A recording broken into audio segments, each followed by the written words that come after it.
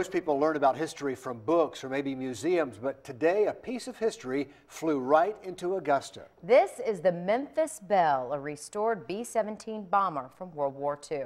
News 12's Christie and Shane Butler gave us all a front seat view for the flight of a lifetime.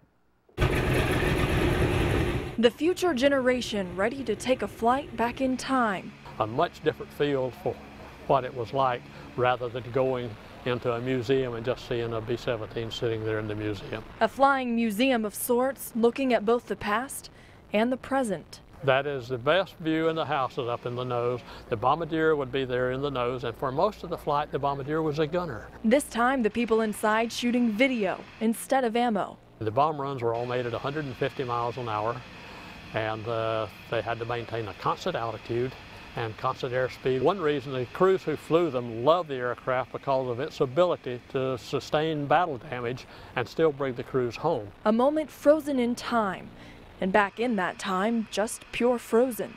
The temperatures inside the aircraft could be as low as minus 70 degrees inside the aircraft. But on this flight, just the right amount of breeze for both new passengers and old. For the plane, it's one of the best bombers they had.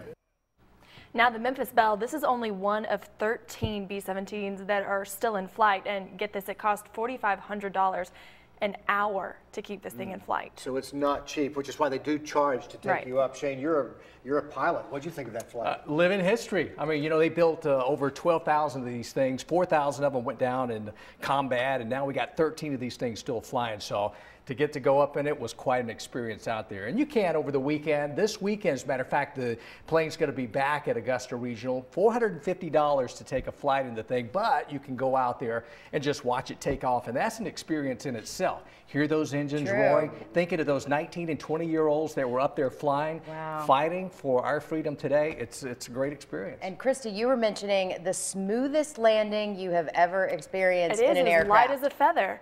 I mean, I've been on several planes, commercial jets, everything, but Shane and I looked at each other. We were sitting right behind the cockpit, and we said, oh my goodness, I didn't even feel that plane land. We're on the ground. Very nice. And it'll be in town this week, so you may hear it overhead. Right. Oh, you probably will. You'll not mistake it if you hear it. It's very loud.